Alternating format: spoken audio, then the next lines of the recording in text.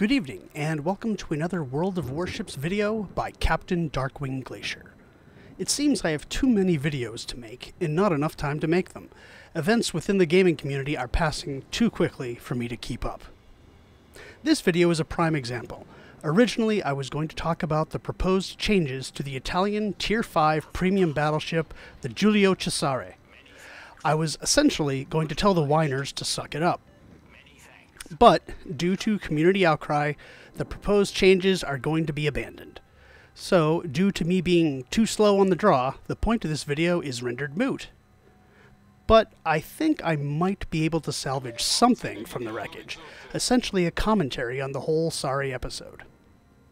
The business model of a game like World of Warships is relatively simple. Make the game free to play for anyone, but for certain fees, players can get perks such as a premium account, in-game credits, doubloons, and premium ships. For simplicity's sake, let's just talk about ships. The intent is for the game to be playable and enjoyable for everyone, but the initial and continued development of the game is funded by the paying players. This is an ingenious business model. As long as there is a sufficiently large paying player base, the game can continue indefinitely. But it is also fraught with danger. If premium perks give too much of an advantage, a perception will grow within the community that the game is pay to win. In response, the non-paying player base diminishes, and the game will bleed players until it dies. If premium perks do not give enough of an advantage, or at least a unique enough experience, no one will spend money to buy them, and the game development will death spiral due to lack of funds. So it behooves Wargaming to find the sweet spot, and that's not an easy task. In addition to balancing the power level of a premium ship, a sweet spot must also be found for pricing. Too low, and the sales may not be sufficient to pay for the development costs. Too high, and no one will buy the ship, also reducing revenue. Wargaming is a business, and its goal is to maximize profit. I don't think anyone disputes this. Also, I don't think anyone really begrudges Wargaming making a profit. To a point. When players perceive that the company is charging too much, the conspiracy comes in. Players constantly rail against Wargaming for price gouging. When anything changes in the game, the only possible reason, according to the conspiracy, is that Wargaming is trying to bleed more profit from their players. Repeatedly angering the player base is not a recipe for long-term success, and I think Wargaming knows this. Yet, disgruntled players continue to accuse Wargaming of price gouging and spread rumors of Wargaming's imminent demise. In a nutshell, the conspiracy goes something like this. Premise 1. Wargaming attracts players with a fun game that is free to play. Premise 2. Wargaming lures players to buy overpriced premium ships that will give them an advantage in the game. Premise 3. Wargaming then nerfs the ship while cackling maniacally, rendering the ship worthless because... Conclusion. Wargaming is evil. There is no other possible conclusion. Well, I contend there is. Cock up before conspiracy. This is also known as Hanlon's razor, which states, "Never attribute to malice that which is adequately explained by stupidity." Well, I think in this case, that description is a little bit too harsh. I think a more apt description might be, Wargaming screwed up, is trying to correct its mistakes, and is catching hell for doing it. So let's take a look at the Italian Tier 5 premium battleship, the Giulio Cesare. The Cesare was released in October 2017, the second premium Italian ship after the Duca di Aosta. After testing, many community contributors apparently recommended to Wargaming that they believed it was a bit too overpowered for Tier 5. For its part, Wargaming apparently disagreed and went ahead and released it at Tier 5. The Cesare has racked up the best stats for any Tier 5 battleship, an indicator that it is too powerful for its tier. It has the best win rate out of all Tier 5 battleships by 3 percentage points. It is the only Tier 5 battleship whose average kills per game is greater than 1 at 1.16. It has the highest average damage inflicted, the highest average experience earned, and the highest ratio of kills to deaths. After nearly 700,000 battles played in the Cesare, Wargaming undoubtedly decided that it had amassed enough data to conclude that the Cesare was indeed overpowered. So what is Wargaming to do? At first they removed it from sale. This isn't an ideal solution, but it at least kept the problem from getting worse. The ultimate solution is that the Cesare either needs to be nerfed to remain in Tier 5, or up-tiered to Tier 6, with some adjustments if necessary. The decision was made to move it to Tier 6. The reaction of the community was entirely predictable.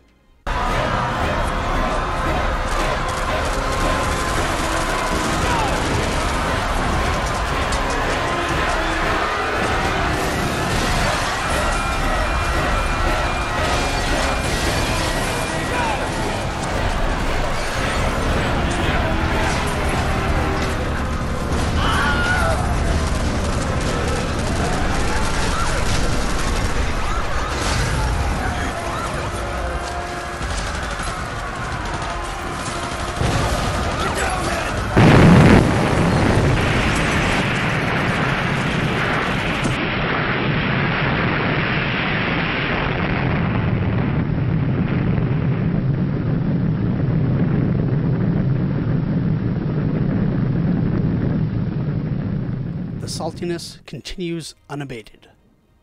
No matter what Wargaming might say, a certain percentage of the player base will not accept any other possible reason for the change other than Wargaming is evil, and its only motivation for doing such things is to make money by screwing their customers.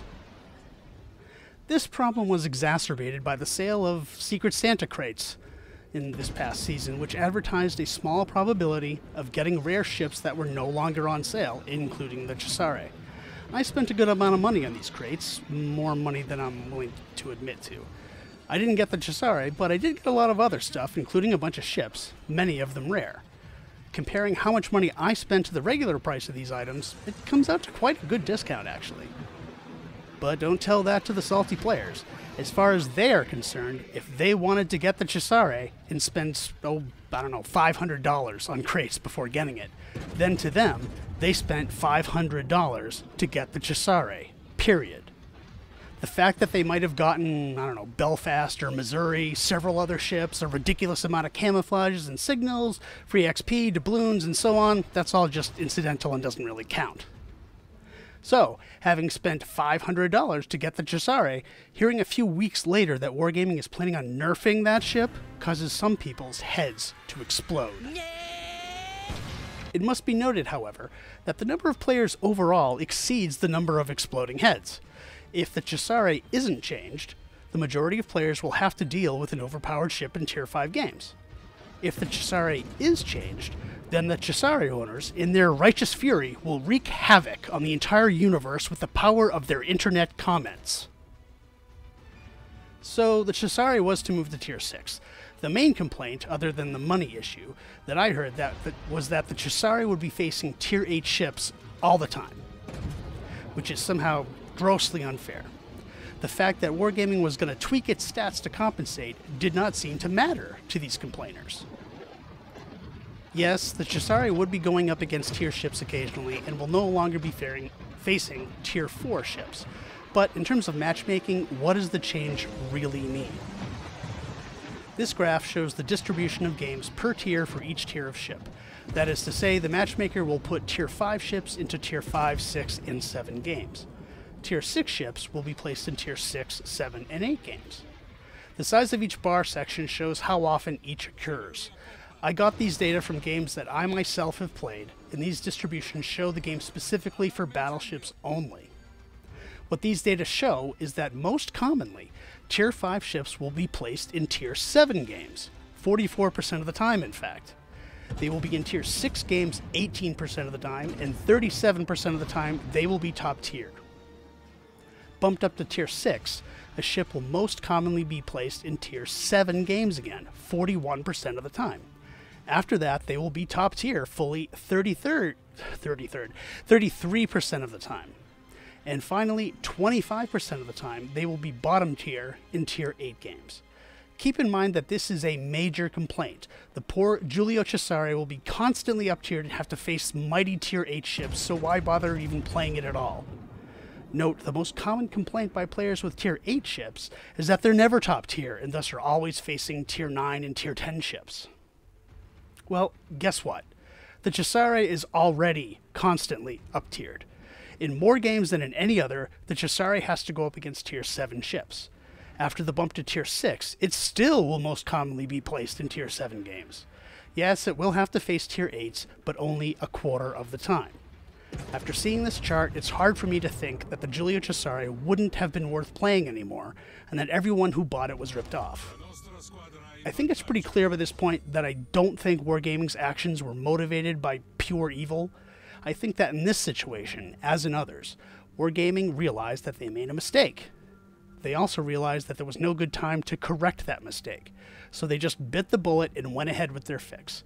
They knew that they were going to get backlash, but armed with experience, they also know that the backlash will fade away with time. Well, it turns out I was wrong. The backlash was apparently sufficiently strident that Wargaming decided to reverse course and leave the Cesare as is. They posted their explanation on the World of Warships development blog. Reading the full post, it's difficult not to detect a slight exasperated tone in certain excerpts, such as, the perfect balance in each ship group is not as critical for you as we assumed. However, the confidence that the stats of purchased premium ships are not to be nerfed is much more important. In translation, you ain't getting my money unless the ship is overpowered. And, according to the majority of your opinions, having several overperforming premium ships in the game is not an issue for you.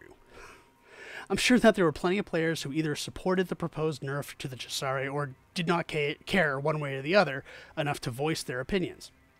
Those who opposed the change did, and since the squeaky wheel is the one that gets the grease, they won. Despite the fact that we never had a rule which stated premium ships are not nerfed individually, we indeed did not do it before, and we understand why many of you assume that there is such a rule.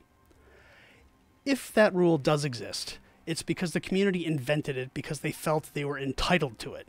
I get the impression that those at Wargaming are throwing up their hands in surrender. We provide premium ships and everyone complains about how overpowered they are. We try to rebalance those ships and everyone complains about how they like having overpowered ships. I'm done. I give up. You're going to complain no matter what we do, so we might as well not put any effort in trying to please everyone. So Wargaming caved to the will of the mob. In response, the mob became eerily quiet and reflected upon their erstwhile outrage. Slowly, they came to the realization that Wargaming's goals may indeed be motivated by profit, but not quite to the point of irredeemable, sadistic villainy. There may be, in fact, some few things that Wargaming does that are not premeditated, vicious attacks conceived out of greed, malice, and spite, directed solely against their innocent, honorable, and noble customers. Just kidding.